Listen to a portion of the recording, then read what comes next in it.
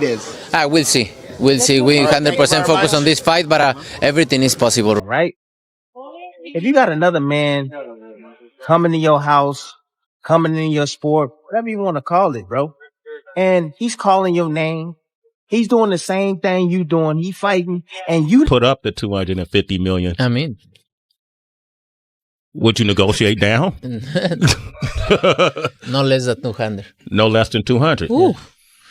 All right, let's get 200. Hey, y'all, we got enough people in the room. Let's get the money. But you deserve it. I deserve it. Look, yes. They always asking for. It wasn't supposed to happen like this. When the DAZN studio lights flickered to life in front of a global audience, everyone expected a polished, PR-vetted broadcast. We were promised a standard promotional face-off, a controlled environment where two elite fighters stand 3 feet apart, offer a cold stare, exchange a few polite threats, and plug a pay-per-view price tag. Instead, the set turned into an absolute war zone. Within 45 seconds of the cameras going live, security guards were lunging across the main stage, throwing their weight into a human wall to prevent the biggest fistfight in boxing history from kicking off right there on the studio carpet. Microphones were yanked from stands. Insults were slung in rapid-fire Spanish and English that broadcast censors couldn't mute fast enough. Canelo Alvarez, normally the cool, unshakable king of the sport, a man who has seen every mind game imaginable across 60-plus professional fights, was visibly shaking with rage. His face was flushed crimson, his fists clenched tight at his sides, shouting 3 inches from David Benavidez's jaw. And Benavidez? The Mexican monster stood there grinning like a predator that had finally backed its prey into a corner. He didn't blink. He didn't step back. He leaned right into Canelo's chest, barking 2 words over and over again through the screaming crowd, "Fight me! Fight me!" For 3 agonizing years, the boxing world was told this fight couldn't be made. We were told it was a business disagreement. We were told weight classes were the issue. We were told purse splits were impossible to bridge. But as security scrambled to hold back 2 multi-million-dollar fighters while the executive producers panicked in the control room, the mask completely slipped. This was no longer about belts, sanctioning fees, or pay-per-view points. This was pure, unadulterated hatred, a collision course 10 years in the making that just reached its absolute boiling point on live television. If you thought you knew the real story behind why Saul Canelo Alvarez kept David Benavidez waiting, prepare yourself. What happened behind the scenes on that DAZN stage tore off the sanitized wrapper of modern boxing and exposed the raw, dangerous reality of what happens when a legendary icon is confronted by the one threat he could never truly erase. Grab your seat, hit that subscribe button, and don't skip a single second. Because what you're about to hear changes everything we thought we knew about Canelo Alvarez, David Benavidez, and the most volatile rivalry of this generation. To truly grasp why that DAZN studio erupted into absolute mayhem, you have to rewind the clock and understand the psychological nightmare David Benavidez has posed to Canelo Alvarez's empire for nearly half a decade. In modern boxing, elite fighters protect their record like a priceless painting. They curate their resumes, timing fights when opponents are either a year too green or 2 years past their prime.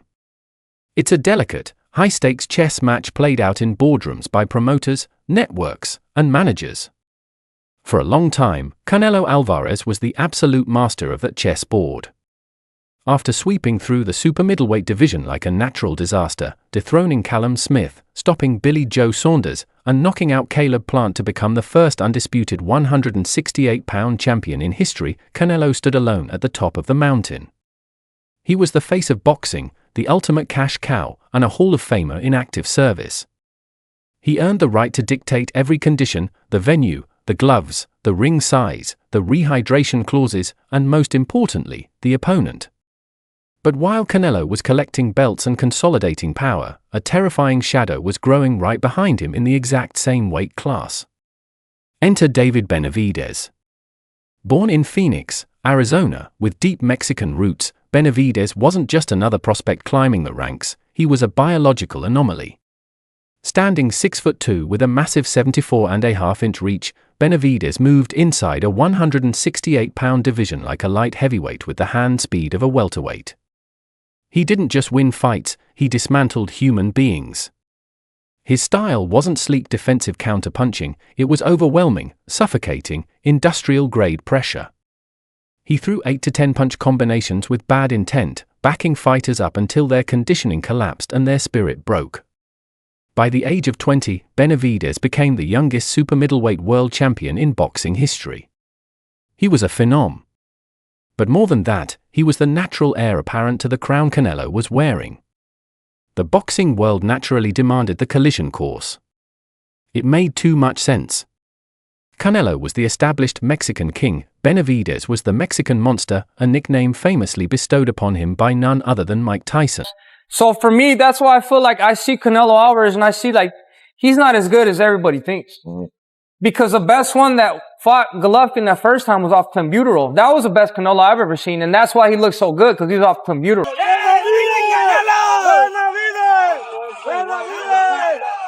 Number one, baby. Number one, baby. It's his weight class. 75 is his weight class, and you know he do nothing in 175. Really, no, he's not. Who watched Benavidez train and declared him the most dangerous man in and around the division. It was the ultimate generational matchup, the aging, polished, counterpunching master versus the young, relentless, physically imposing destroyer. Fans were salivating. The media was clamoring. The WBC placed Benavidez as the mandatory challenger to Canelo's title. And then total silence. Month after month, fight after fight, the matchup kept slipping away. When fans asked Canelo about Benavidez, the Mexican legend brushed it off with a dismissive wave. He claimed Benavidez hadn't earned the right. He claimed Benavidez brought nothing to the table. He even famously declared at one point, "I don't want to fight Mexican fighters," using a self-imposed cultural rule as a shield, only to turn around and fight Jamie Munguia shortly after. Every time a potential roadblock was removed, another excuse was constructed. When Benavidez smashed David Lemieux, Canelo fought Dmitry Bivol at light heavyweight instead. When Benavidez systematically broke down Caleb Plant in a high-profile grudge match, proving his elite pay-per-view viability, Canelo chose John Ryder. When Benavidez annihilated Demetrius Andrade, forcing his corner to throw in the towel, Canelo publicly demanded a ludicrous $200 million purse just to consider stepping into the ring with Benavidez. $200 million. In boxing language, that isn't a negotiation figure, that's a go-away price tag. The boxing public, usually forgiving of superstar diva antics, began to turn. The word ducking started as a whisper in online forums, grew into a chant at press conferences, and eventually became a permanent shadow hanging over Canelo's late career legacy. Critics pointed out the hypocrisy. Canelo had courageously fought Golovkin, Kovalev, and Bivol, yet when faced with a huge, aggressive super middleweight in his prime who held the mandatory slot for over 2 years, he refused to sign the contract. Inside the Benavidez camp, frustration fermented into pure venom. David's father and trainer, Jose Benavidez Sr., became a human megaphone, tearing into Canelo in every interview. He accused Canelo of being terrified, of holding the belts hostage, and of ruining the sport's integrity. David himself, normally a soft-spoken giant outside the ring, felt personally disrespected. He felt he was being forced to waste the absolute peak years of his athletic career waiting for a man who had zero intention of ever facing him. So Benavidez made a decision that shocked the boxing establishment. Instead of rotting away in the 168-pound waiting room, he packed on muscle and moved up to 175 pounds. He went up to light heavyweight and immediately took on elite, dangerous fighters like Alexander Gvozdyk, David Morrell, and Anthony Yarde. He didn't just win, he dominated, claiming world titles in his second weight class and eventually campaigning all the way up to cruiserweight to capture WBA and WBO belts against Gilberto Zurdo Ramirez. Benavidez was sending a clear message to Canelo and the world: you can avoid me at 168, but you cannot outrun my legacy. By moving up and continuously winning multidivision titles, Benavidez turned the pressure on Canelo from a flame into a furnace. The fans didn't forget. Every time Canelo stepped onto a stage to promote another fight, the top comments were always about Benavidez. Every interview asked the same question. It ate at Canelo's pride. Canelo Alvarez built his entire career on bravery, on fighting anyone anywhere, on being the fearless warrior who took on Mayweather at age 23. Being painted as a man running from another fighter was a deep, festering wound in his psyche. Which brings us directly to the night DAZN brought both men into the exact same studio. The broadcast executives thought they could manage the tension. They thought that with enough security, separate holding rooms, and professional hosts, they could orchestrate a controlled, explosive promo that would break the internet and set up the ultimate super fight. They believed money and professionalism would keep two powder kegs from exploding. They were catastrophically wrong. Because when David Benavidez walked onto that set and locked eyes with Canelo Alvarez for the first time in years without a table or a velvet rope separating them, 5 years of built-up rage, ducking accusations, financial games, and media disrespect detonated in real time. And as the camera red lights turned on, what happened next sent shockwaves through the entire combat sports world. To understand how fast things fell apart, you have to picture the setup inside the DAZN studio. It was designed to be sleek, moody, and ultra-high budget. A dark studio floor, 2 high-backed leather chairs spaced precisely 6 feet apart, sharp spotlighting, and a massive LED screen behind them playing slow-motion highlights of both fighters. Like I say, if the money is right, I mean, I always fought with everybody you ask, Golovkin, everybody, but he's a weight class, the 175, and I don't really want to say what he's need to do to. So he's not going to be a million miles away from 200 pounds in the ring. He'll have at least a stone on Canelo. So it's a tough fight. The host was positioned in the middle, tasked with mediating what DAZN hoped would be an iconic face-to-face special to kick off International Fight Week promotion. Canelo arrived first. Dressed in a tailor-made designer suit, flanked by his longtime trainer and manager Eddie Reynoso, Canelo looked every bit the multimillionaire king of boxing. His posture was composed, but those close to his camp noticed the subtle body language, tight jaw, minimal small talk with the crew, tapping his foot rhythmically. He knew what this setting represented. He knew that by agreeing to sit across from Benavidez on live television, he was stepping into a trap constructed by fan demand and broadcast pressure. 3 minutes later, David Benavidez walked onto the soundstage alongside his father. Jose Sr. Benavidez wore a dark tracksuit, looking massive, imposing, and completely unfazed. The contrast was instantly jarring. Canelo looked like corporate royalty, Benavidez looked like a gladiator who had just walked off the training field ready to tear someone apart. As Benavidez took his seat, he didn't adjust his mic. He didn't look at the host. He turned his head and fixed an unblinking, cold stare directly on Canelo's profile. For the first 30 seconds of the broadcast, the host tried to establish a standard rhythm. He opened with a routine question aimed at Canelo, asking about his legacy, his recent fights, and why the timing was finally right to address the matchup everyone had been talking about for years. Canelo adjusted his jacket, leaned toward his mic, and gave a measured, PR-friendly response in Spanish. "I have fought the best my whole life. I have nothing to prove to anyone. I make the fights that make sense for my career, for my family, and for boxing." It was a standard Canelo answer, the same statement he had given 100 times before to dodge the topic. Except this time, he wasn't answering a journalist over a Zoom call. He was sitting 6 feet away from David Benavidez. Before the host could even shift the microphone to Benavidez, David cut in, throwing his head back with a loud, sarcastic laugh that echoed through the quiet studio. "Nothing to prove," Benavidez said, leaning forward, resting his elbows on his knees. "You've got everything to prove, man. You've been running from me for 4 years. You hid behind $200 million price tags. You hid behind weight classes. You held the 168-pound belts hostage while I was the mandatory challenger, and you picked everybody else except the guy who was guaranteed to beat your ass." The energy in the room dropped to absolute sub-zero. The studio crew stopped breathing. Canelo's head snapped toward Benavidez. The calm, corporate composure vanished in a microsecond. His eyes narrowed, and his voice dropped an octave into a harsh, angry tone. "You haven't fought anybody, kid. You got stripped of your belts twice for your own mistakes. You didn't build anything. You think because you're bigger, you deserve a payday? You don't deserve shit. A payday? Benavidez fired back, his voice rising, cutting through Canelo's words. I don't give a damn about the money, Saul. Keep the purse. Give me a flat fee. Give me 0% of the pay-per-view. Put the fight on a playground in Guadalajara, I'll fight you for free, and everybody in this room knows it. You're the one asking for $200 million because that's the price of your fear. That was the exact word that broke the Levi, fear.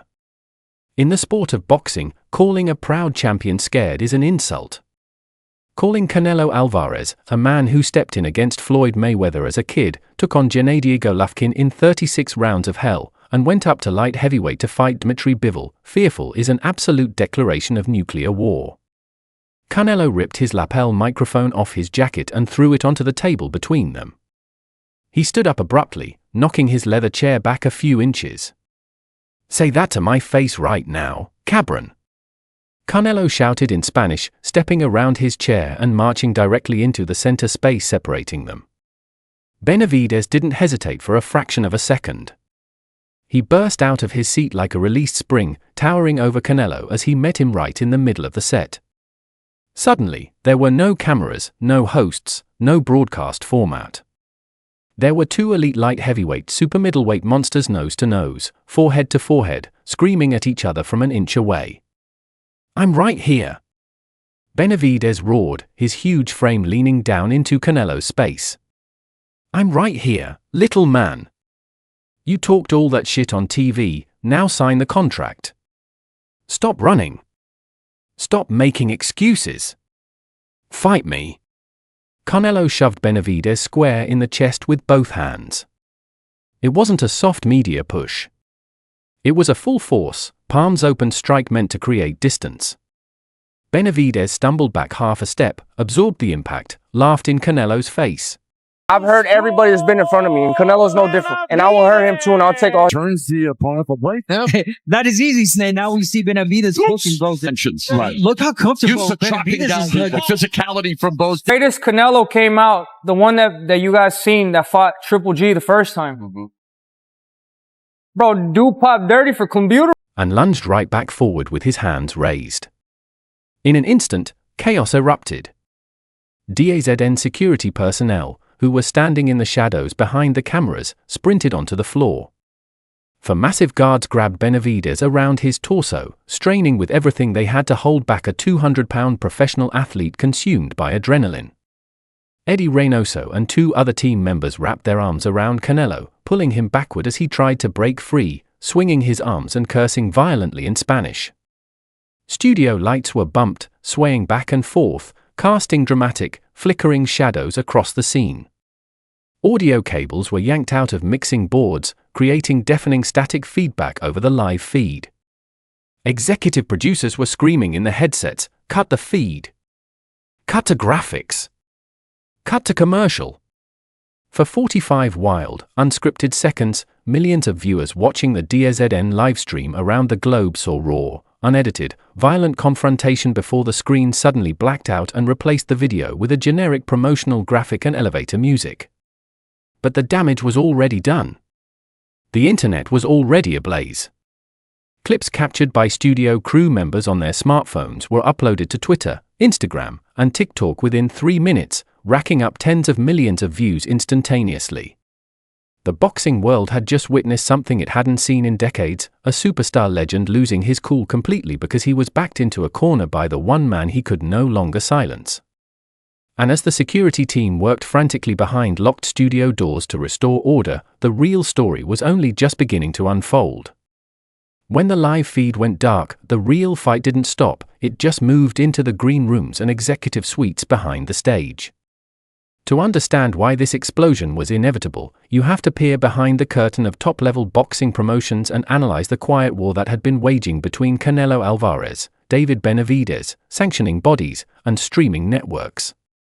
For years, the general public believed a simple narrative: Canelo Alvarez is the boss, and if he doesn't want to fight, it doesn't happen. And for a long time, that was true. Canelo held the ultimate trump card, his unmatched pay-per-view drawing power. He could sell out stadiums in Las Vegas, Texas, and Mexico regardless of who stood across from him. Whether he fought Caleb Plant, Edgar Berlanga, or Jermell Charlo, the box office numbers hit the mark, and the network executives smiled.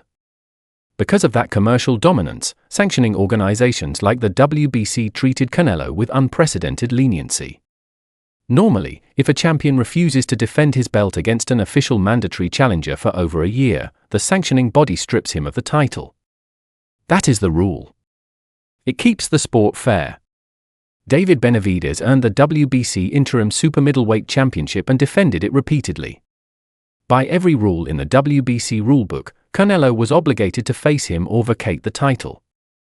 Instead, the WBC kept extending deadlines, inventing special mandatory windows, and creating custom commemorative belts to keep Canelo happy. They knew that if they stripped Canelo, he would simply abandon their belt, refuse to pay their sanctioning fees, and continue fighting without them. The sanctioning body chose revenue over fairness, leaving Benavidez stranded in title mandatory purgatory. Benavidez's frustration wasn't just about pride, it was about career economics. In boxing, a fighter's physical prime is extremely brief. A fighter only gets a window of roughly 5 to 7 years where their hand speed, reflexes, power, and stamina are all operating at peak levels. Benavidez was forced to spend 3 of those prime years chasing a ghost. Every time he signed to fight someone else, he was taking a massive financial risk for a fraction of the money a Canelo fight would generate. If he lost or suffered a bad injury against a lower-tier contender, his shot at the multi-million-dollar Canelo lottery ticket would vanish forever. Yet, Benavidez kept fighting, and kept winning.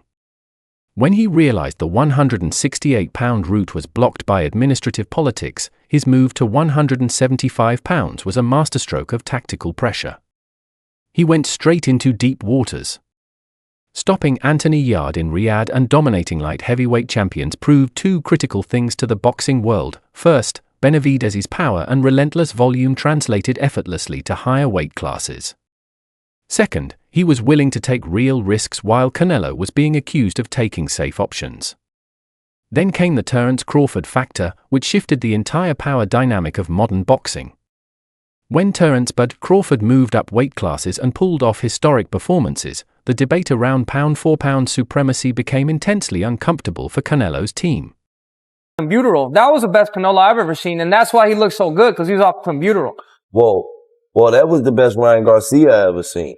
He guaranteed he took it. He said that he ate meat that was tainted in Mexico. The second fight didn't happen. So, for me, seeing that was the best Canelo I've ever seen. But that was Canelo off steroids. Everybody else that he's fought, Daniel Jacobs, he fought, what the f*** is his name? Billy Joe Saunders, Caleb Plant. These guys are all weak, bro. Furthermore, the rise of Saudi Arabia's Riyadh season, headed by Turki Al-Sheikh, completely changed how big fights got funded. Suddenly, network budgets and promoter rivalries didn't matter anymore. The Saudis had unlimited capital and one simple philosophy: make the fights the fans actually want to see, or we won't host your event. Turki Al-Sheikh publicly expressed interest in making Canelo versus Benavidez. He had the funds to satisfy Canelo's outrageous financial demands. The $200 million price tag that Canelo used as an impossible hurdle was suddenly a sum that could actually be put on the table. This put Canelo Alvarez in an unprecedented psychological corner. For years, Canelo could hide behind financial logistical impossibilities. He could say, the money isn't there, the promoters can't agree, the networks are at war. But when the money was made available, when the platform was offered, and when DAZN brought both men into the studio to announce a potential blockbuster deal, Canelo ran out of corporate shields. That is why Canelo lost his composure on that stage. It wasn't just because David Benavidez insulted him. It was because Benavidez exposed the reality in front of the entire world. For the first time in his legendary career, Canelo felt stripped of control. He wasn't orchestrating the narrative anymore, he was being dragged into a fight he had tried to avoid, on a stage he couldn't manipulate, against an opponent who wasn't intimidated by his fame, his power, or his legendary status. During the backstage altercation after the broadcast was cut, reports surfaced that Eddie Reynoso had to physically pull Canelo into a private dressing room while yelling at production staff for allowing the confrontation to get out of hand. On the other side of the hallway, Jose Benavidez Sr. was reportedly shouting down the corridor, daring Canelo's team to sign the contract before leaving the venue. The mask was off. The PR polish was destroyed. What remained was the raw truth of stylistic matchup and physical reality. And when you look purely at what happens when these two men step into a 20-foot ring with 8-ounce gloves, you realize why this fight represents the ultimate danger for Canelo Alvarez. If and when these two men finally step into the center of the ring, we aren't just watching a boxing match. We are watching a fundamental collision of two entirely different combat philosophies, physical builds, and ring mentalities. Let's break down the technical nightmare this fight presents for both fighters and why it has the boxing community completely split down the middle. First, look at Canelo Alvarez. Canelo is a master of rhythm, timing, and defensive counterpunching. He stands at 5'8" with a 70.5-inch reach. He operates with incredible efficiency. Canelo doesn't waste punches, he slips shots by millimeters, rolls off upper body strikes, and explodes back with devastating hooks to the body and crisp, punishing uppercuts. His defense is built on upper body movement, waist pivots, and high guard placement. He likes to control the pace, walk fighters down, make them miss, and make them pay with lethal counter shots that break their confidence. Against standard fighters, Canelo's style is nearly invincible. But against David Benavidez, every single one of Canelo's traditional strengths meets a direct physical countermeasure. Benavidez is 6'2". That is a massive 6-inch height advantage and a 4-inch reach advantage over Canelo. But unlike other tall fighters who try to stay outside and jab, Benavidez does something completely terrifying. He uses his massive size to fight inside. Benavidez's signature trait is his high-volume combination punching. Most boxers throw 2 or 3 punches before resetting their feet or clinching. Benavidez throws 5, 6, 7, 8 punches in a single burst, jabs, straight rights, hooks to the body, uppercuts through the guard, followed by another jab. He keeps his hands high, walks straight forward, and smothers his opponent with a wall of leather. Why is that a disaster for Canelo? Because Canelo's defense relies heavily on head movement and counterpunching. You can slip 2 punches, you can slip 3 punches. But it is physically impossible to head roll your way out of an 8-punch combination coming from a guy who weighs 200 pounds on fight night. Eventually, the 5th or 6th punch finds your temple, your guard gets beaten down, and your stamina gets drained. Furthermore, Canelo's stamina has shown subtle signs of wear in his recent long fights. When pushed into high-paced encounters, Canelo tends to take off rounds 4, 7, and 10, resting against the ropes with his high guard up, relying on defensive craft to catch his breath. If you take a round off against David Benavidez, he will throw 80 punches at your ribs, shoulders, and head. Well, they said for him to test positive off a piece of meat, he would have had to eat the whole cow. Let me ask you this question, though. Said, like, at the end of the day, we just want to see the best out of the best, and I want to challenge myself because I want to be the best as well. So this guy, man, I've been having the belt. I've been Now, it's a time to ask for me, right? If they want me to fight them, they need to pay. He doesn't let you breathe. He treats every round like an absolute street fight. However, Benavidez is not without flaws, and this is where Canelo's path to victory lies. Benavidez's aggressive, walk-forward style leaves him square in front of his opponent. He throws so many punches that his defense can become porous. He gets hit.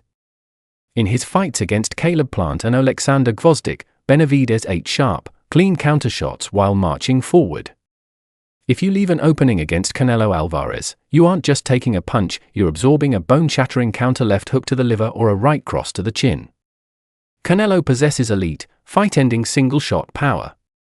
If Benavidez gets overly aggressive and sloppy while throwing a multi-punch combination, Canelo can slip underneath the third punch and land a catastrophic counter that changes the entire trajectory of the fight in a microsecond. That is the razor's edge this fight hangs on. Will Benavidez's size, relentless volume, and youthful energy drown Canelo under a relentless wave of pressure? Or will Canelo's veteran experience, surgical precision, and explosive counterpower catch the Mexican monster as he comes swinging in, scoring a knockout for the ages? What happened on that DAZN stage was not staged theater. It was the spontaneous combustion of a rivalry that can no longer be contained by promoters, belts, or network contracts. The hostility is real. The bad blood is genuine. Canelo Alvarez built an empire on dominance, but every king eventually faces a challenger who refuses to bow. David Benavidez has spent half a decade kicking at the gates. Now that the doors have been kicked wide open on live television for millions to see, there is nowhere left to hide, no more excuses to make, and only one place left to settle the score. The clock is ticking. The ring is waiting. And when these two men finally step inside that square circle, boxing history will be written in blood, grit, and pure legacy. Who do you have winning this absolute mega war? Does Canelo prove once again why he is the undisputed legend, or does David Benavidez dethrone the king and claim his throne as the supreme force in combat sports? Drop your predictions in the comments below, smash that like button if you want to see this fight happen immediately, and subscribe for more deep dive boxing coverage you won't get anywhere else.